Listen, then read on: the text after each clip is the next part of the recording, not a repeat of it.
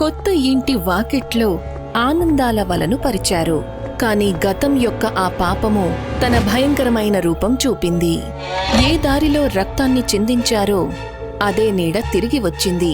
దేనినైతే ప్రేమకు ప్రతీక అన్నారో అదే మృత్యువుగా మారింది. చేతులతో చేసిన విగ్రహమే మొత్తం ఆటను ఆడింది. నిశ్శబ్దంగా మారింది అరుపు, కర్మల లెక్కలు మొదలైనప్పుడు. పట్నంలో ఒక పాత నిర్మానుష్యమైన ఇల్లు ఉంది. దాని ఎదురుగా ఒక కారు వచ్చి ఆగుతుంది. ఆ చోటు చాలా విచిత్రంగా ఉంటుంది. చుట్టుపక్కల ఎక్కువ ఇళ్ళు కనిపించవు. వివేక్ ఇంకా ఖుషీ కారులో నుంచి కిందకు దిగుతారు. ఇది వాళ్ల మొదటి ఇల్లు. దానిని వివేక్ స్వయంగా కొన్నాడు. మొత్తానికి మనం దీన్ని సాధించాము. అవును, నేను చాలా సంతోషంగా ఉన్నాను. Thank you so much Vivek. ఇది నీ నమ్మకం వల్లనే సాధ్యమైంది. లేదు, ఇది నీ కష్టం ఇంకా మన ప్రేమ వల్ల జరిగింది. ఇవాళ అమ్మ కూడా మనతో పాటు ఉంటే బావుండేది. ఎంతో సంతోషించేది కదా ఇదంతా చూసి. వివేక్, నువ్వేమీ చింతించొద్దు, అంతా సర్దుకుంటుంది. ఇక పద ఇంట్లోపలికి. బ్రోకర్ చెప్పాడు కదా ఇక్కడ చాలా శుభ్రం చెయ్యాలని. వివేక్ తన కన్నీళ్లు తుడుచుకుంటాడు. ఇద్దరూ కలిసి కార్లో నుంచి బాక్సులు తీస్తారు. వాటిని ఇంటి లోపలికి తీసుకువెళ్తారు. నెమ్మది నెమ్మదిగా ఇద్దరూ తమ కొత్త ఇంటిని అలంకరించడం మొదలు పెడతారు. వివేక్ శుభ్రం చేస్తాడు, ఖుషీ ఇంటిని సర్దుతూ ఉంటుంది. వివేక్ గోడలకు పెయింట్ వేశాక ఖుషీ అక్కడ ఫోటోలు తగిలిస్తుంది. తర్వాత ఇద్దరూ కలిసి తమ చేతులతో ఒక చిన్న షోపీస్ ని తయారు చేస్తారు. దానిని తమ మంచం పక్కన పెట్టుకుంటారు. వాళ్ళు ఇంట్లో అన్ని చోట్లా కూడా తిరుగుతారు. ప్రతి చోటిని చూస్తారు. కిచెన్లో కూడా ఇద్దరూ కలిసి వంట చేస్తారు. నవ్వుకుంటారు. తమ సమయాన్ని కలిసి సంతోషంగా గడుపుతారు. ఆ తర్వాత ఒకరోజు వివేక్ కూర్చొని భోజనం చేస్తూ ఉంటాడు. ఇక ఖుషీ తన దగ్గర మౌనంగా కూర్చుంటుంది. అతను భోంచేస్తుంటే చూస్తూ ఉంటుంది. బ్రేక్ఫాస్ట్ చాలా బాగుంది. క్వశ్చన్స్ నుంచి తప్పించుకుంటున్నావా? ఖుషీ, నీకు తెలుసు కదా మనం మన బడ్జెట్ని దాటి ఈ ఇంటిని కొనుక్కున్నాము. ఇప్పుడు దీని ఈఎంఐ కోసం నేను బాగా డబ్బు సంపాదించాలి.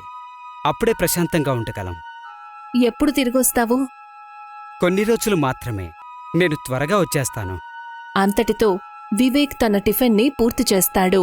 తను లేచి ఖుషీని హత్తుకుంటాడు. ఖుషీ కూడా తనని ప్రేమగా హత్తుకుంటుంది. కొంతసేపటి తర్వాత వివేక్ తన బ్యాగ్ తీసుకుని బయటికి వెళ్తాడు. తను బ్యాగ్ని కార్ వెనక సీట్లో పెడతాడు. తర్వాత కార్లో కూర్చొని దానిని డ్రైవ్ చేస్తూ వెళ్ళిపోతాడు. తలుపు దగ్గర నిలబడిన ఖుషీ తను వెళ్లడం చూస్తుంది. వెళ్లేటప్పుడు ఇద్దరూ ఒకరికొకరు చేతులు ఊపి వీడుకోలు చెప్పుకుంటారు. సాయంత్రం అవుతుంది. ఖుషీ కిచెన్లో రాత్రికి వంట చేస్తూ ఉంటుంది. అప్పుడే తనకి తెలుస్తుంది ఇంట్లో కిరాణా సామాన్లు ఏవీ లేవు అని. తను కాస్త కంగారు పడుతుంది. ఆ తర్వాత దుకాణానికి బయలుదేరుతుంది. చీకటైపోతుంది. ఇంటికి తిరిగొచ్చేటప్పుడు తనకి అనుభూతి కలుగుతుంది తన ఇంటి రోడ్డు చాలా నిర్మానుష్యంగా ఉందని. తను కాస్త వేగంగా నడుస్తుంది. ఎప్పుడైతే తను ఇంటి దగ్గరికి చేరుకోబోతుందో అప్పుడు తనకి ఉన్నట్టుండి ఒక గుసగుసల శబ్దం వినిపిస్తుంది. ఖుషీ! తను కంగారుపడి వెంటనే వెనక్కి తిరిగి చూస్తుంది. ఎవరు? వివేక్! కాని తనకి అక్కడ సమాధానం లభించలేదు. అక్కడ పూర్తిగా నిశ్శబ్దం అలముకుంటుంది. తను పట్టించుకోకుండా అక్కడ్నుంచి ఇంటికి వెళ్ళిపోతుంది. ఎప్పుడైతే తను అక్కడ్నుంచి ముందుకు వెళ్తుందో తన వెనుక ఒక భయంకరమైన ఆకృతి నిలబడుతుంది. దానిని ఖుషీ చూడలేకపోతుంది. రాత్రవుతుంది.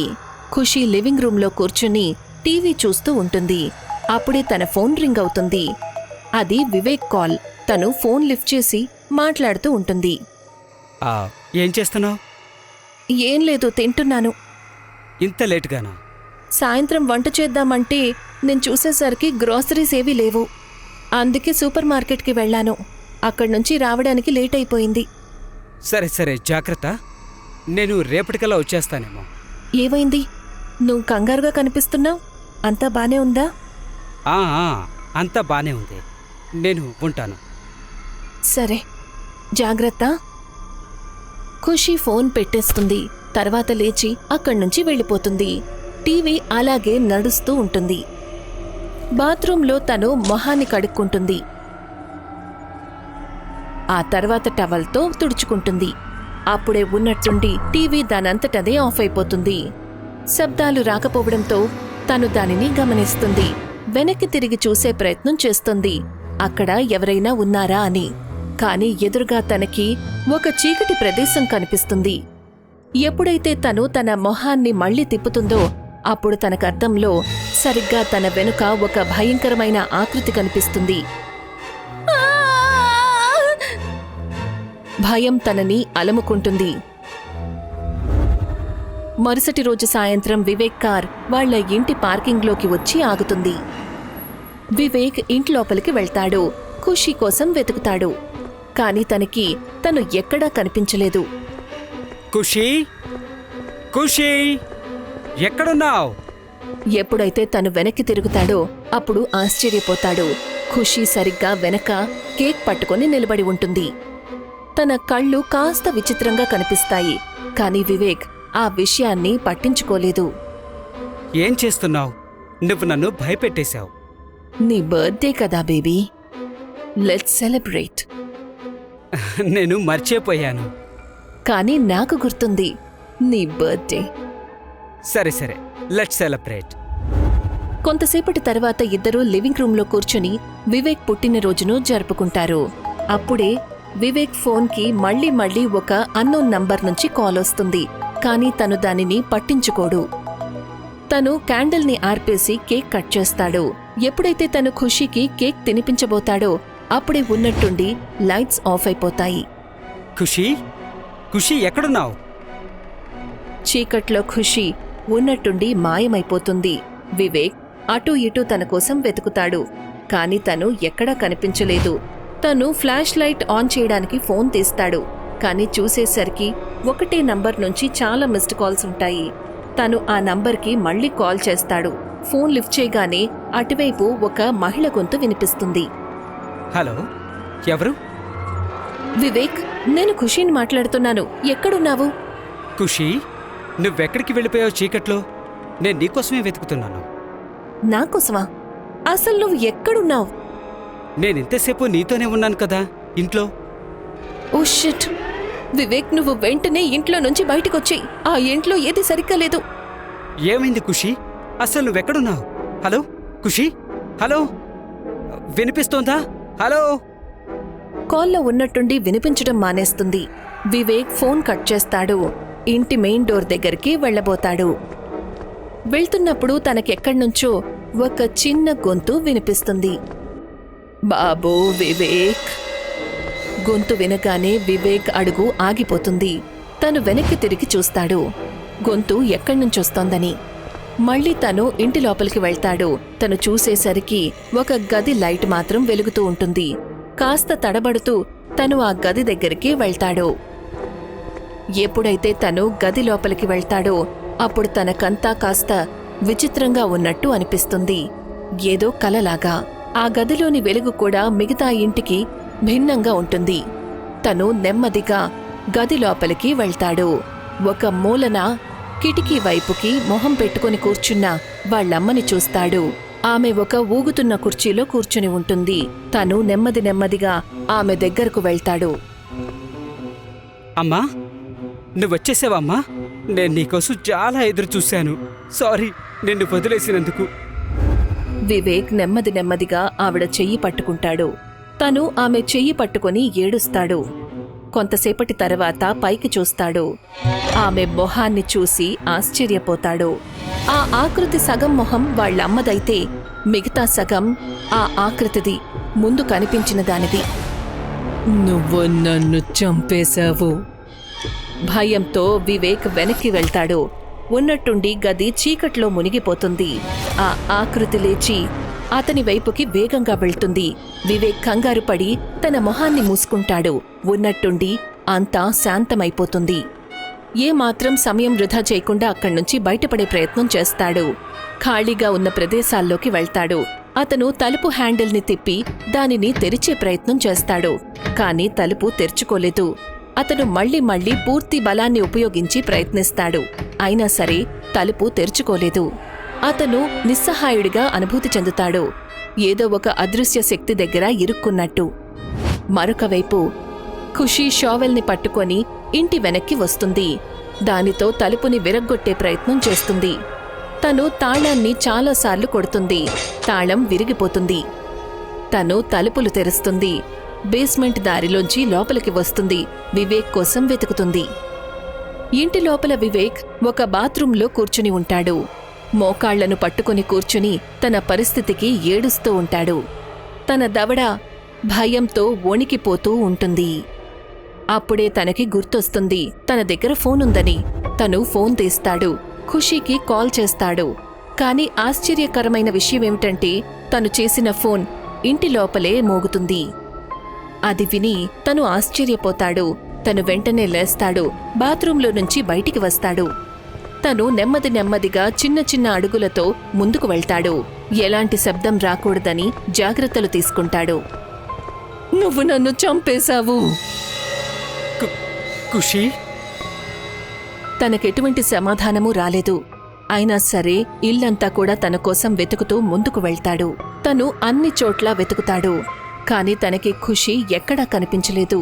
అప్పుడే ఉన్నట్టుండి తనకి కిచెన్ వైపు నుంచి ఏవో శబ్దాలు వినిపిస్తాయి. వివేక్, వివేక్, కాపాడు, వివేక్. వివేక్ వెంటనే కిచెన్ వైపుకి పరుగులు తీస్తాడు. ఎప్పుడైతే తను కిచెన్ లోపలికి వెళ్తాడో అప్పుడు తనకక్కడ నేల మీద ఒక షావెల్ కనిపిస్తుంది. చుట్టుపక్కల ఎవ్వరూ ఉండరు. తను ఆ షావెల్ని తీసుకుంటాడు. తను చూసేసరికి దానికి రక్తపు మరకలుంటాయి. అప్పుడే తన మీద ఒక రక్తపు చుక్క పడుతుంది. తను పైకి చూస్తాడు. ఇంటి పైకప్పు మీద ఖుషీ కనిపిస్తుంది. తన మొహం చాలా భయంకరంగా ఉంటుంది. దానిని చూసి మరింత భయపడతాడు. నువ్వు చేసింది చాలా తప్పు. నువ్వు నీ స్వార్థం కోసం నన్ను చంపేశావు. నా నిస్సహాయతను అర్థం చేసుకోలేదు. నా పిల్లలకు నువ్వు తల్లి లేకుండా చేసేశావు. నేను తనని తీసుకొని వెళ్తున్నాను. వద్దు వద్దు, ఎవరు నువ్వు? అంత త్వరగా మర్చిపోయావా?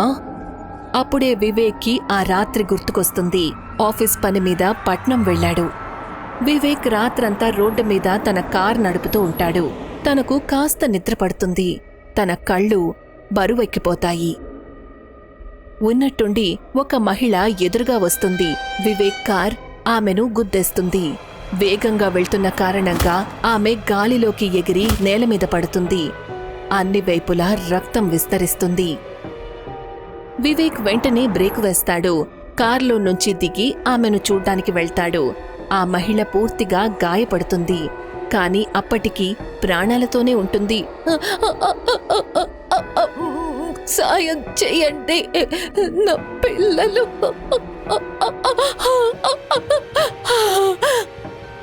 నేను తనకి సాయం చేస్తే రేపు తను నాకు ప్రాబ్లంగా మారచ్చు. భగవంతుడా, నేనేం చేయాలి? వివేక్ అటూ ఇటూ చూస్తాడు. ఎవరైనా తనను చూస్తున్నారేమోనని.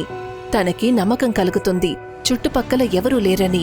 అప్పుడు తను ఒక పెద్ద రాయిని తీసుకొని ఆ మహిళ మొహం మీద గట్టిగా కొడతాడు. దానితో ఆమె అక్కడే చనిపోతుంది. అతను తన చేతులను శుభ్రం చేసుకుంటాడు. తర్వాత కారులో కూర్చుని ముందుకు వెళ్ళిపోతాడు. వివేక్ తను చేసిన దాన్ని గుర్తు చేసుకుని ఏడుస్తాడు. తను క్షమాపణ అడిగే ప్రయత్నం చేస్తాడు. నన్ను క్షమించు, నన్ను క్షమించు. తప్పంతా నాదే. నువ్వు ప్లీజ్ నా తప్పుకి తనకి శిక్ష విధించకు. ప్లీజ్ నన్ను క్షమించు. ఆమె ఎంతో కోపంగా వివేక్ని చూస్తూ ఉంటుంది. మరుసటి రోజు తెల్లవారుతుంది. సూర్యుడు ఉదయిస్తాడు. ఖుషీ అక్కడ కిచెన్లో స్పృహలోకి వస్తుంది. తన మొహం ఇంకా చేతులకు గాయాలు ఉంటాయి. తనకి ఏమీ అర్థం కాదు అసలు తనకి ఏమైందని. ఖుషీ లివింగ్ రూంలోకి వస్తుంది. అది చూసి తన కళ్ళు భయంతో పెద్దవవుతాయి. తన ఎదురుగా వివేక్ శవం పడి ఉంటుంది. తన మొహం చేత్తో తయారు చేసిన షోపీస్తో గుచ్చినట్టు ఉంటుంది. దాన్ని ఇద్దరూ ఆ ఇంట్లో కలిసి తయారు చేశారు.